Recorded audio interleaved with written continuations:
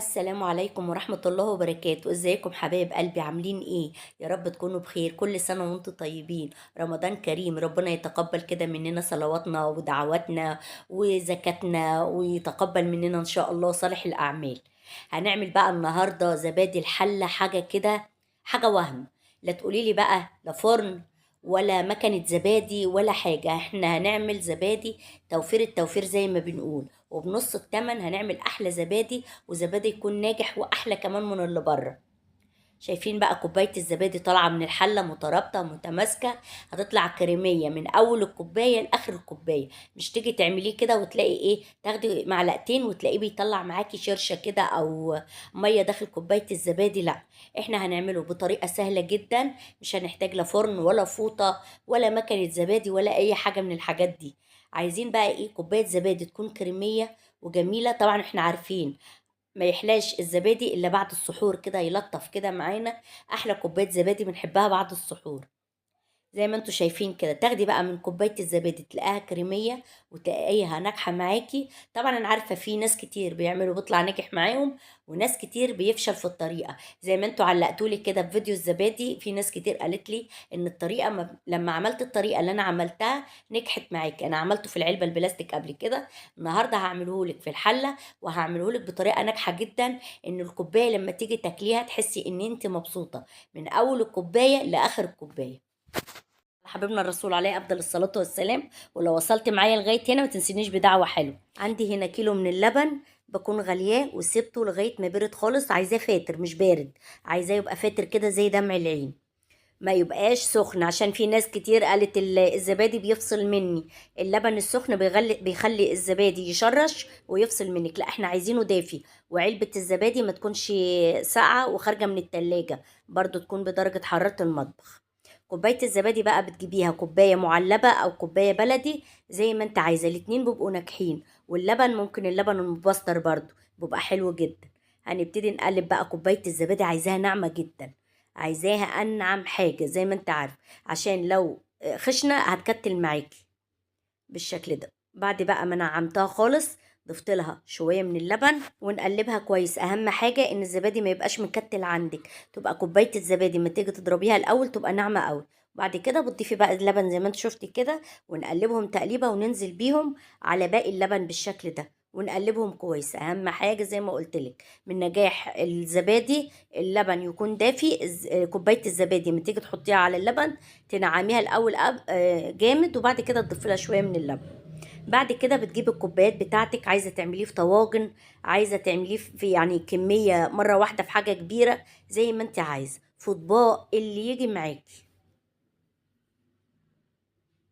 يعني اللي هي السلاطين. المهم بنفضي اللبن بقى بتاعنا كده في الكوبايات بالشكل ده. هنعوز كوبايه كمان. عشان ايه؟ طبعا شفتوا كوبايه اللبن عملت قد ايه، احلى واجمل من من الزبادي اللي بره. بتبقى كوبايه صغيره قد كده وولادك ما بيشبعوش منها. لا، دي كوبايه حلوه جدا، يعني هتغني افراد الاسره. وممكن تجيبي كمان كوبايات اصغر من كده شويه، هتكفي معاكي. ممكن يعمل 8 كوبايات وممكن يعمل 10، بس حسب حجم الكوبايه. وبكده خلصنا بقى ايه الزبادي بتاعنا بالشكل ده. هنركنه على جنب، ونجيب بقى هنعمله المرة دي في حلة. انا عملته معاكم في علبة بلاستيك، قعدتوا تقولوا لي العلبة هتسيح، العلبة مش. في ناس يعني في ناس عملته وبعتت لي في التعليقات انها عملته بالطريقة دي، فانا قلت بقى اعمله لك المرة دي في حلة احسن ما تجيبي مكنة زبادي ولا تعرضي الفرن ولا اي حاجة. هنجيب الحلة بتاعتنا ونضيف لها كده مية سخنة، مية سخنة بتغلي. عشان هتقولوا ايه المية السخنة هتعمل حاجة؟ لا، ما بتعملش اي حاجة. زي ما انتوا شايفين الارتفاع بتاعها عادي، يجي ربع الكوباية يجي نص الكوباية، مفيش اي مشاكل. المهم ان هو يطول الزبادي، انما مش عايزاه يبقى لاخر الكوباية، لا، هو بس عشان يدي سخونية للزبادي. طريقة سهلة، وهتشوفي الزبادي معانا دلوقتي عامل ايه. هنرص بقى الكوبايات بتاعتنا. عايزه تعمليها في الحله البلدي بتاعت زمان بتاعتنا، عندنا موجود. هتاخد كوبايات اكتر من الحله دي. عشان هتقولي لي لازم حله ستانلس، لا، حله ألمونيا، حله تيفال، حله جرانيت، اي نوع حله عندك. مش عايزه تعمليه في حله، اعمليه في صينيتين، صينيه او صينيه بغطا، هينفع معاكي جدا.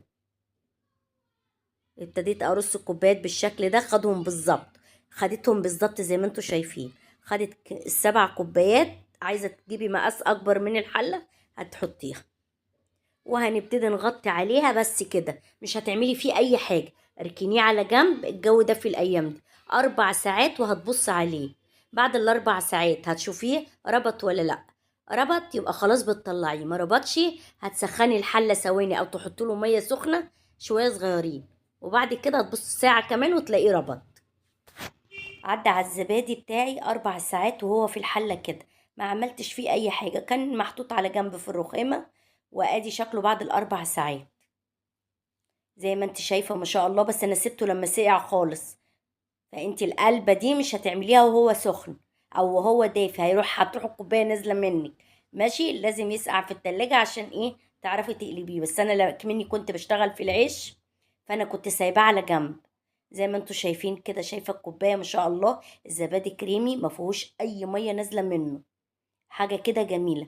لا استخدمنا مكنه زبادي، ولا استخدمنا فرن بوتاجاز، ولا عملنا ضجه وهيصه في قلب الحله وغطيناه. مفيش حله. بس عايزه اقول لك الحله بقى بتختلف، اي نوع حله زي ما قلت لك. ممكن تعمليه في صينيه وتغطي عليه بغطا، او تغطي عليه بصينيه تانية. شايفين كل الزبادي ما شاء الله ما فيهوش ولا نقطة مية. حاجة كده كريمية وجميلة، وهتدوب في بقك وهتدعيلي.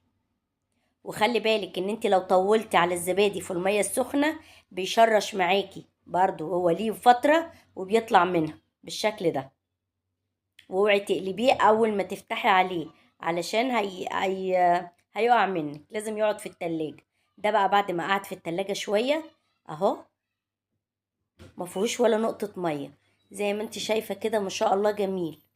وده زبادي الحلة، أحلى زبادي ممكن تاكليه. ولا مكنة زبادي ولا الحوجة للكهرباء. وهتوفري فيه زبادي التوفير ده بقى. بجد والله طعمه فعلا خطير. أنا كنت باخد المعلقة يعني حاجة كده مزاج صراحة يعني. يلطف بقى ايه بعد السحور حاجة كده. شوف الكوباية قد ايه، يعني هو كيلو لبن. وعمل لنا الكوبايات دي. ممكن تعملي كمان كوبايات اقل يطلع لك اقل شويه، احلى من الزبادي اللي هتجيبيه من بره. وادي زبادي الحله بالشكل الجميل ده. شايفين كريمي ما فيهوش شرشه من جوه. شوفي ما شرش بقى، ومن تحت زي من فوق. انا كنت بحاول اخد بالمعلقه عشان برضو تشوفيه من تحت. ودي كانت كميه الزبادي، زبادي الحله اهو. شايفه؟ اقلبي بقى الكوبايات، حطيها على جنب. الزبادي رابط ما شاء الله ومتماسك وكريمي جدا. حاجة ناجحة 100%. والله العظيم ولا حوجة لأي مكنة زبادي. أنا بقالي سنين أول ما يجي رمضان، بصي أنا على طول السنة ممكن ما أعملوش، بس لازم شهر رمضان أعمل الزبادي. أحلى زبادي ممكن تعمليه. كل سنة وأنتم طيبين. السلام عليكم ورحمة الله وبركاته. مع ألف سلامة.